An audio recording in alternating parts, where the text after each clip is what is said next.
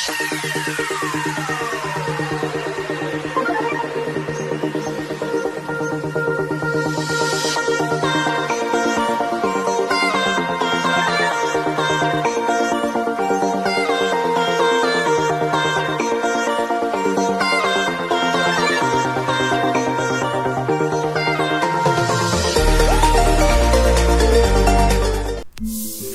everyone! I'm Teacher Margie.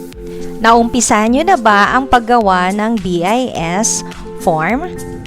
Nakapag-download na ba kayo ng BIS form? Sa video na ito, tuturuan ko kayo kung paano i-download ang form sa portal. So yung i-download natin is for school year 2024-2025. Ayan, so meron tayong ilang table. So meron tayong 34 na table. Then, meron tayong box na, ilang box? It is 33. Tapos, meron tayong pages na 56. So, itong BIS form natin is taon-taon natin itong ginagawa. Ayan. Shout out sa mga gumagawa, sa mga BIS coordinator na masusi at matyaga nilang ini-encodan yearly ang form na ito at isinasubmit online. Pero sa taong ito, mas pinadali yung form natin kasi pag i-download natin yung form, ang i-download natin is yung dati natin na form na ginawa nung last school year. Ayan.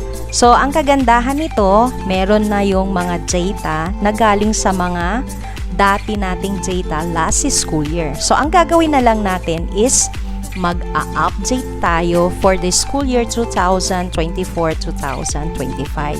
So, syempre, kung walang nagbago doon sa mga data, hindi na natin yon gagalawin. Pero yung mga pagbabago, yun lang ang ating i-update.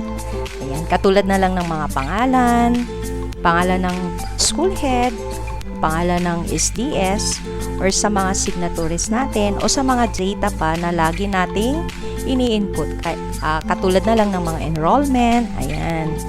So, sa form na ito, meron tayong mga bago na mga table na idinagdag.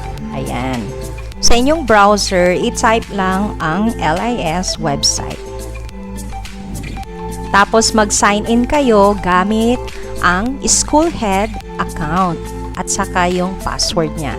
So, tandaan ninyo, school head account at ang kanyang password. Ayan, para ma-navigate natin yung BIS portal. Ayan.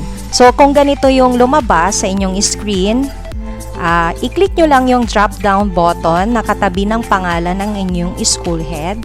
Ayan. Then, i-click ninyo yung Basic Education Information System. Ayan. So, dito sa screen na ito, makikita nyo na ito na yung portal ng ating BIS. Ayan.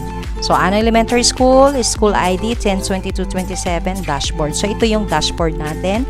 So, ano yung mga menu natin? Sa taas is dashboard, upload, and tutorial.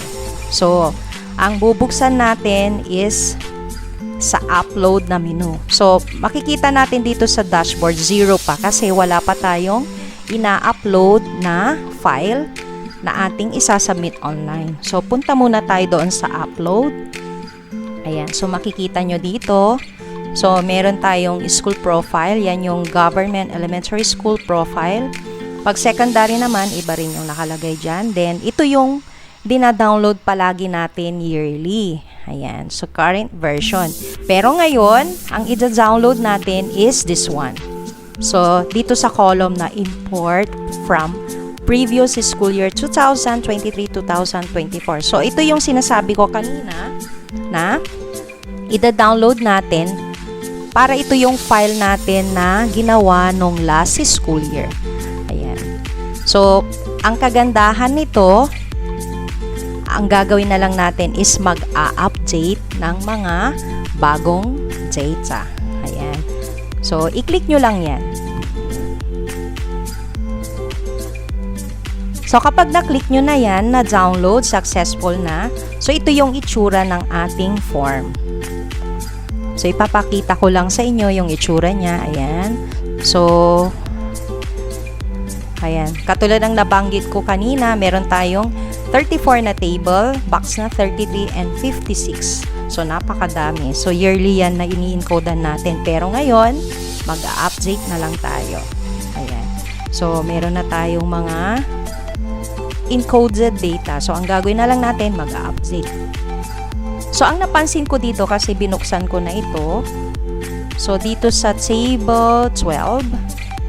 Ayan. So, ito yung bago dito sa table 12. So, kailangan natin meron tayong hawak-hawak na Electronic School Form 7. Yung isinabmit ng ating gumawa ng School Form 7 natin. Yung mga teaching load ng mga teachers.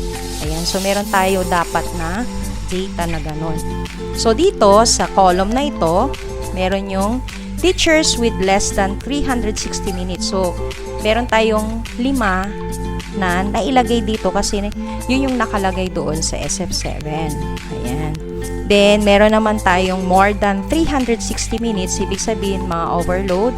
So, meron tayong 8. Then, meron naman tayong isang teacher na sakto lang sa 360 minutes. So, ulitin ko saan ko kinuha ang data na ito.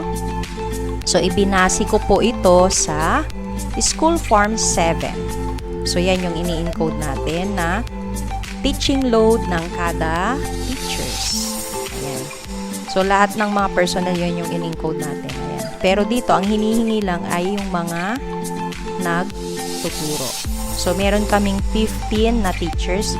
So, out of 15, meron tayong 5 na less than, tapos 8 na more than, at saka isa na sakto lang siya. So, dapat tama yung data natin kasi pag hindi tama yun, magkakaroon siya ng red marks at magkakaroon din siya ng remarks dito na may error. So, sasabihin naman niya kung ano yung error na yun. So, ito, so far, ito pa lang yung nakikita ko na parang bago dito sa form. So, the rest, may mga pagbabago rin ng konti, pero, ano na siya, minimal na siya. Ayan. So, importante, meron tayong hawak-hawak na mga pieces natin. Kung sa SPED naman, sino ang pagtatanungan natin? Siyempre, yung co-teacher natin na SPED teacher. At sa mga data ng tungkol sa MOE, sa mga binabayad sa internet, syempre, yung mga gumagawa ng MOE. Especially sa school head natin, ayan, magtatanong po tayo. At saka, sa mga data pa na kailangan natin ng clarification, pwede tayong magtanong naman sa ating Division Planning Officer. Ayan. Para mas malinaw yung pag-encode natin dito sa form na ito. Ayan.